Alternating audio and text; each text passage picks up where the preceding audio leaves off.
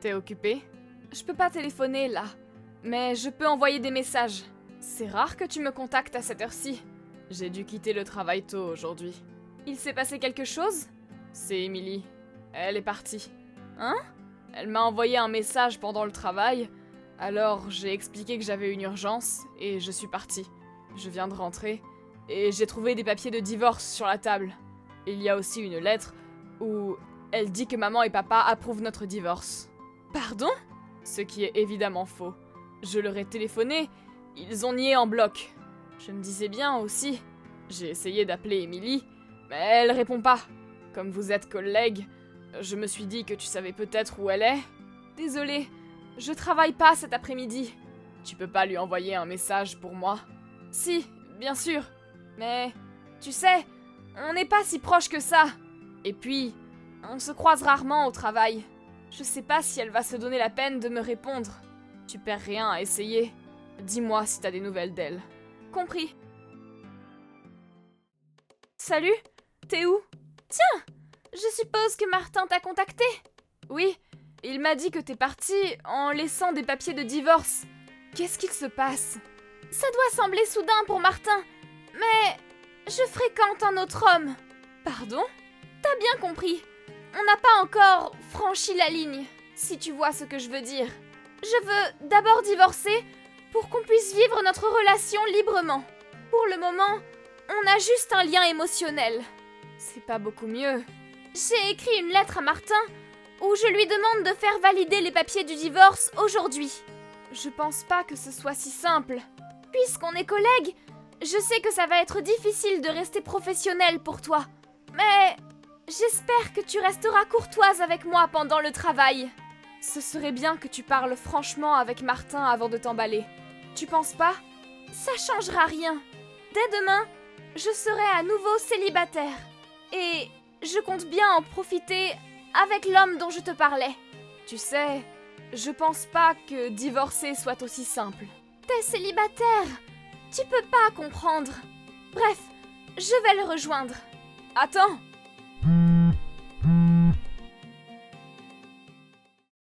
Je suis désolée.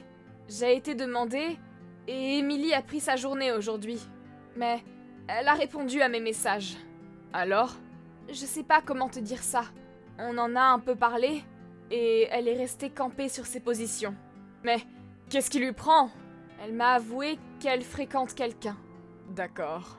Je te ferai des captures d'écran des messages.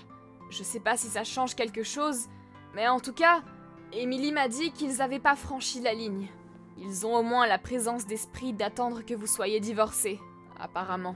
Dans tous les cas, elle me trompe quand même. Oui, mais quelque chose me chiffonne. Ah? Je sais pas, c'est juste une impression. C'est peut-être mieux que tu le prennes pas au sérieux. Dis toujours. Je me demande si elle te trompe vraiment. Hein? Elle disait qu'ils avaient juste un lien émotionnel.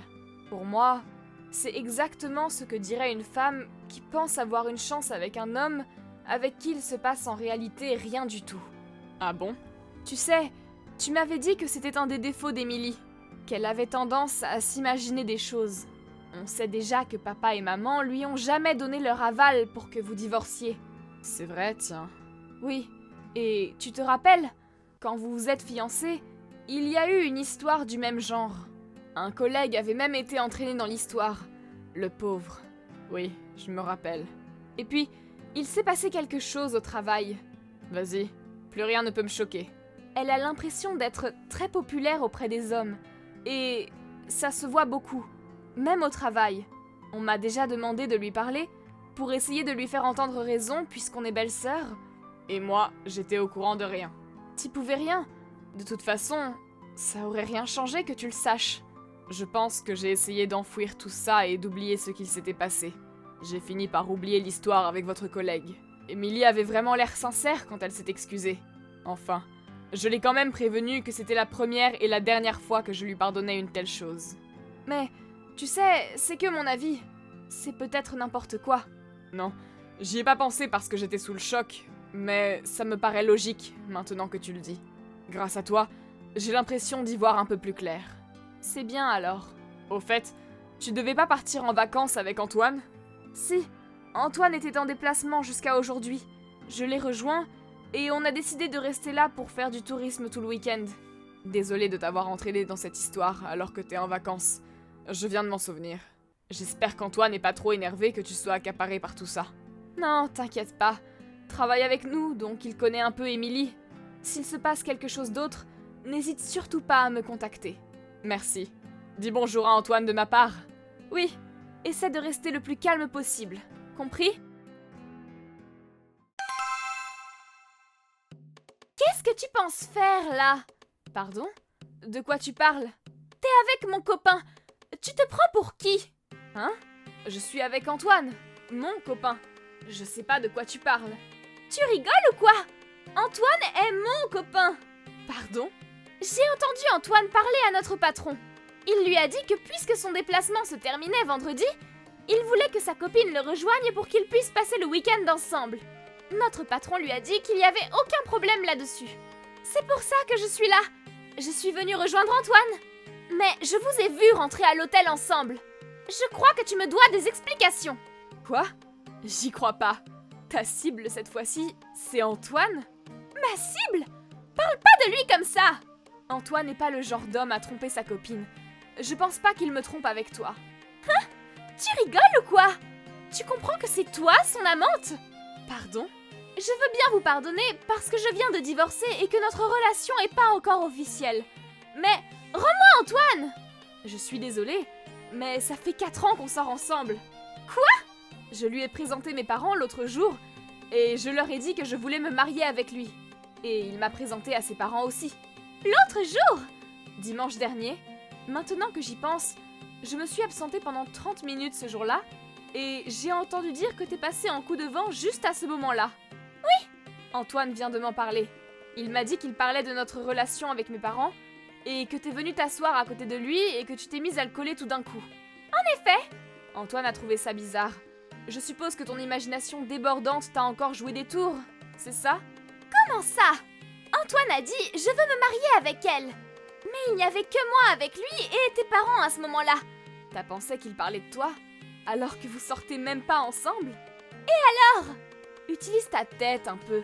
Si Antoine voulait se marier avec toi, pourquoi il irait voir mes parents, qui sont en l'occurrence tes beaux-parents? Il devrait aller voir tes parents à toi, non? Je pensais qu'il voulait d'abord parler à tes parents, pour qu'ils comprennent que j'allais divorcer de Martin, pour pouvoir sortir avec Antoine. Comme ça aurait été malvenu de parler de divorce directement, j'ai cru qu'ils avaient fait exprès d'être vagues, histoire de faire passer la pilule plus facilement. Quelle imagination! C'est impressionnant. Je comprends pas comment t'as pu arriver à cette conclusion. Et le week-end alors? Antoine a préparé ce week-end pour moi. Ça a aucun rapport avec toi. J'y crois pas! J'ai divorcé pour lui! On va divorcer pour rien! D'ailleurs, quand j'ai compris qu'il devait y avoir un malentendu, j'en ai parlé à mon frère. Je pense qu'il est en train de faire valider les papiers du divorce.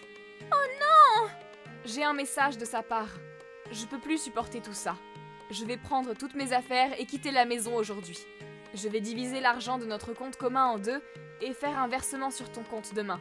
Je te laisse t'en tirer sans avoir à payer de dommages et intérêts, mais ne m'adresse plus jamais la parole. Voilà. Réponds-moi! Martin me répond pas! Il a dû te bloquer. Quoi? Il peut pas me faire ça! Je suis désolée. Mais tu déranges nos vacances. Alors, arrête de me contacter. Je ne comprends pas comment on peut autant se méprendre. 90% des employés du département où Émilie travaille sont des hommes. Antoine a émis l'hypothèse que c'était peut-être pour ça qu'elle se pensait populaire auprès des hommes. Elle avait tendance à dire qu'elle croulait sous les demandes des hommes, et pour couronner le tout, elle allait même jusqu'à s'imaginer que certains se battaient pour avoir ses faveurs. C'est justement à cette période qu'Antoine a confié à mes parents vouloir se marier avec moi. Et c'est tout naturellement qu'elle a pensé qu'il voulait l'épouser pour s'assurer de ne la voir rien que pour lui. Après avoir divorcé, Émilie a finalement démissionné et est rentrée chez ses parents. 2 ans après, il s'est passé exactement la même histoire avec un de ses supérieurs. Elle a fini par déménager à l'autre bout du pays pour fuir sa réputation. Merci d'avoir visionné cette vidéo. N'hésitez pas à la liker et à vous abonner.